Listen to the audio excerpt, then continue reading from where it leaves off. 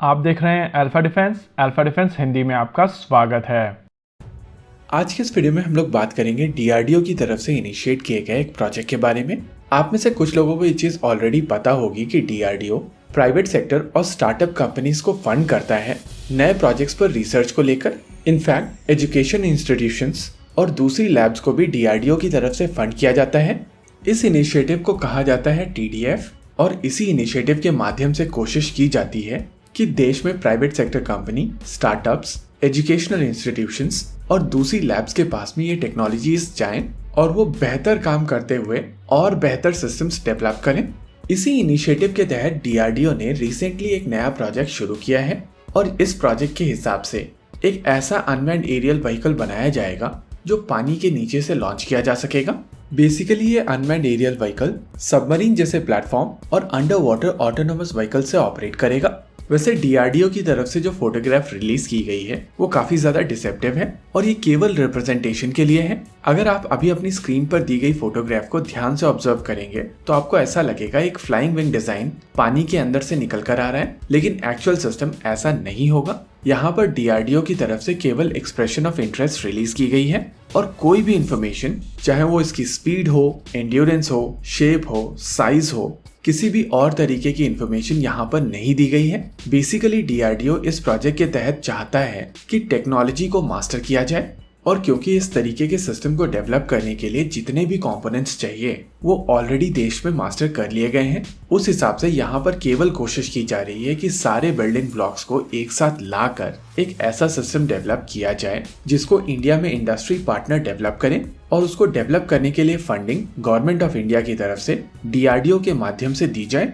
वैसे अगर डीआरडीओ इस प्रोजेक्ट को लेकर खुद ही करता है तो ये डेवलपमेंट काफी आसानी से किया जा सकता है, लेकिन क्योंकि यहाँ पर कोशिश है कि स्टार्टअप कंपनीज को बूस्ट किया जाए और देश में डिफेंस मैन्युफैक्चरिंग इकोसिस्टम को बढ़ावा दिया जाए, इस वजह से ये प्रोजेक्ट और भी ज्यादा क्रूशियल हो जाता है। वैसे मेक इन इंडिया के तहत बहुत सारे सिस्टम्स इस समय देश में मौजूद हैं जो इस रिक्वायरमेंट को पूर्ण कर सकते हैं, लेकिन जैसा कि आप जानते हैं कि इस तरीके के डेवलपमेंट्स में इंडिजिनियसली डिजाइन और डेवलप की रिक्वायरमेंट होती है। ऐसे में जो कंपनी आईपीआर होल्ड करती है वही इसमें पार्टिसिपेट कर सकेगी, यानी कि वो कंपनीज जो सिस्टम्स को सेमी नॉकडाउन कंडीशन में ओईएम से खरीद करके देश में असेंबल करके फोर्सेस को बेचना चाहती हैं, उनको यहाँ पर बहुत ज्यादा ट्रैक्शन नहीं मिलेगा।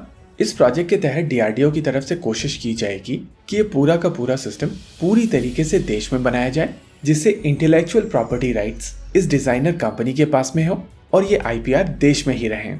देखिए, यहाँ पर केवल टेक्नोलॉजी डेवलप की जा रही है और आगे चलकर इस सिस्टम की एप्लीकेशन अलग अलग तरीके के रोल में की जाएगी और इस रोल के हिसाब से सिस्टम की मेन स्पेसिफिकेशन भी चेंज होती जाएगी।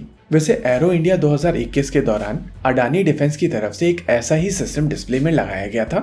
अभी आप अपनी स्क्रीन के ऊपर इस सिस्टम को देख सकते हैं। हालांकि ये चीज क्लियर नहीं है कि क्या अडानी डिफेंस के पास में इस सिस्टम के इंटेलेक्चुअल प्रॉपर्टी राइट्स हैं या नहीं।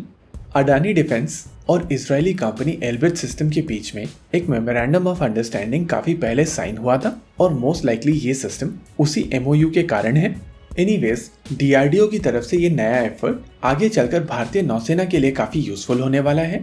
वैसे आमतौर पर इस तरीके के सिस्टम्स दो तरीके से लॉन्च किए जाते हैं, एक वर्टिकल लॉन्च सिस्टम से और दूसरे टॉर्पीडो ट्यूब से।